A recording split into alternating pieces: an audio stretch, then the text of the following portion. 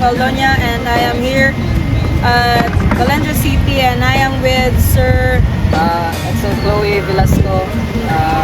Ito po yung sa Baptist Mission. 24 years old. Tapos, isa ka local artist din sa Valencia. And then, vocalist, guitarist sa The Outsiders nga banda, Spam.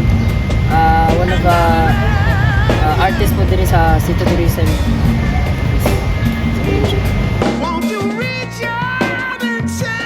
ako yung mga pangutan na sir, as a local artist sir, yun sa niyo pagka-discover na nahimo kang artist.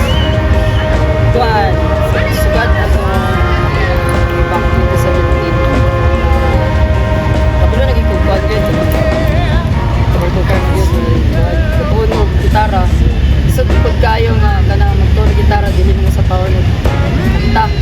So moto nga, way back 2017, na ako yung mga friends nga mga musicians, bukar na bitaw nga, which is edad kay mga 16 pa nga edad, 17, gana. And then, akong gitry po doon, kuhan, expose akong kagalingan po na ma-entertain sa mga tao, mga audience po sa makita po na ang talent po ba. Dito na ako na-discover nga, artist,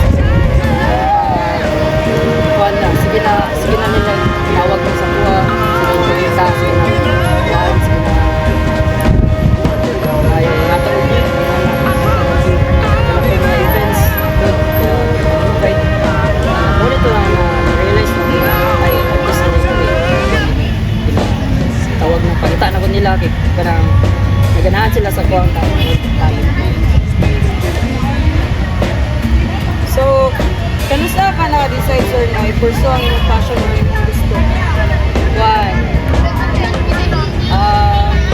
nag-start din siya na pagkuhan, sugad ako pag-compose sa mga kanta. And then ako yung mga friends po ba para ng The Outsiders, mga band po dyan. Purso po nila nga mag-kanay nani mo, kamo pagkuhan. Ito, pwede kami sa kanay nani, pwede kami nani,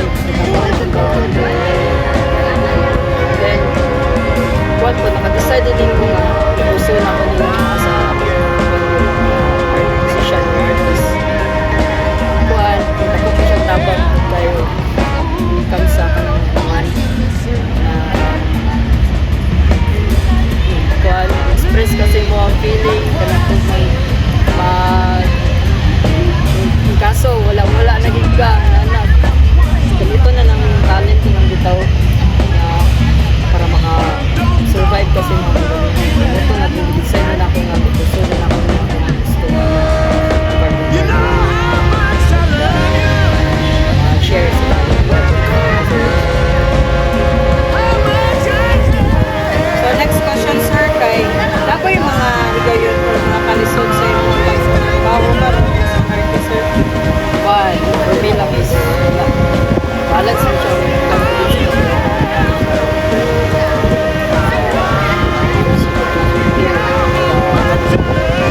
Mag-eskwela, bukar. And then karon mo gyapon sa trabaho natin yung schedule na pang lahig na ako'y pang lagi mga times yun nga kuan challenging kayo para nang matupad ni mga work schedule tungod sa trabaho na po yung na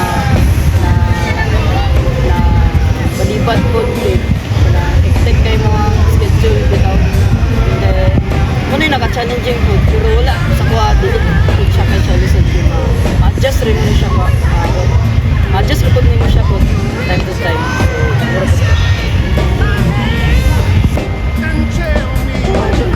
Okay sir, as a musician sir, baka na kung sa'yo mo usually na play ng mga instruments mo? one usually gitara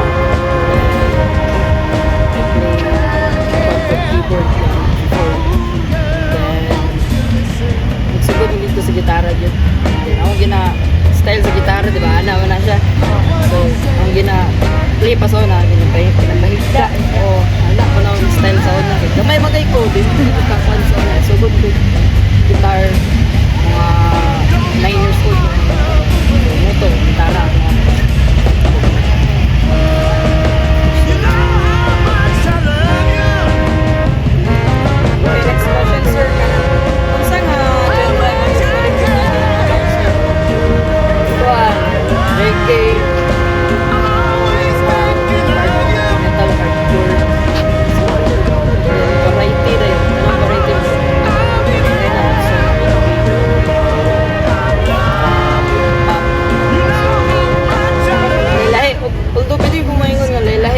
dyan ra kita nang yun, open ko tanan.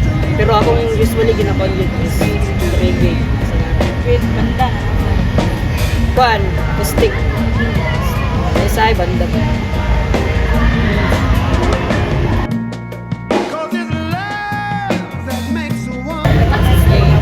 ako yung nagdo sa money ko. Kamay lang ang trip. Halinat, sakay na, patungo, tayo sa Valencia.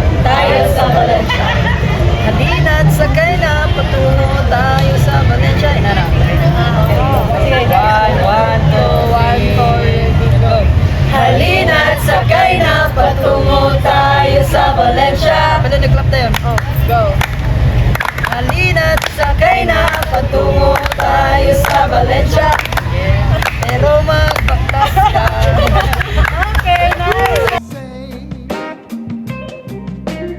Hi guys, so this is my reflection about sa atong local artist nga gi-interview kay na, which is he is a local artist diri sa Valencia, and being an local artist na dili siya sayon because daghang kay mga challenges nga nagian, mga environmental factors, then disujud mag-compose og kanta, even solo ra ta siya nga tao. Wala siya solo artist siya, wala siya makuan kayo kanang kauban, kabalo siya mag-gitara, wala siya magkanta. Akong na-learn ato sa iyang apan nga dapat we need to be resilience, and dapat kabaluta sa atong kung unsa kita ug unsa atong potential about sa mga butang-butang diri sa kalibutan. Salamat. So, good afternoon guys. This is my reflection about yun na sa mga local artist na interview. So, as a musician, lagan dyan mga instances nga mahimong hindrance sa imong mga pangandoy. But, syempre, if motivated ka and inganan mo ka gusto imong passion, dagan sa motivations nga makita nimo para magpadayon. And na-realize na ako nga as a musician, dili sa sayon, especially if mao pala pagsugod nimo kay wala pa kayo ikaila sa imo, then maglisod ka pangita pagkauban kay lagi ka tuon pa ka bago pa ka dira sa imong field nga gisudlan. And lisod sad mag-balance if gaskwela ka and sugod na ka sa imong field pagka musician. Ako na-realize kay lisod mag-balance sa time. If ever nga mag-skwela ka, then pagkagabi na nasod kay gig, lisod siya. Pero at the same time, if makangkir na nimo nga mga challenges as a musician, magkuan yun ka, magdagumpay, pareha to ni Sir ganina. Dagan na po siya mga na-accomplish, dagan na siya pwede testimony and ipasa sa new generation. Magmara na siya. So hi guys, so here's my reflection about sa local artist na among na-interview ganina.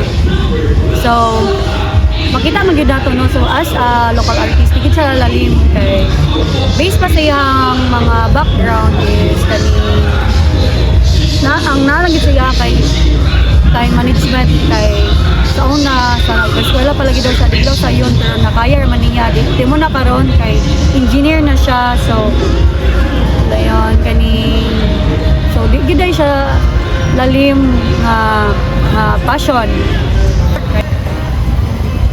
So my reflection for our interview para sa among artist kaganiya is kanang dili gyud dalim mahimo gisa ka musician labo na kanang kasugod pa ka, and nakaunaw na ko nga dili gyud kanang in order to achieve kanang dream nimo nga gusto gyud nimo is nagyud tay mga sacrifice dapat, and para sa to ni Kuya Kaganiya i-sacrifice gyud niya ang time, effort para mabuhat gyapon niya mga gusto and mapadayon niya ang dream nga may musician. And para sa kuha no, dili gyud nato murag i-small lang ato ang mga local artist kay dagko kina sila mga experiences nga di pud nato imagine. So para to siya.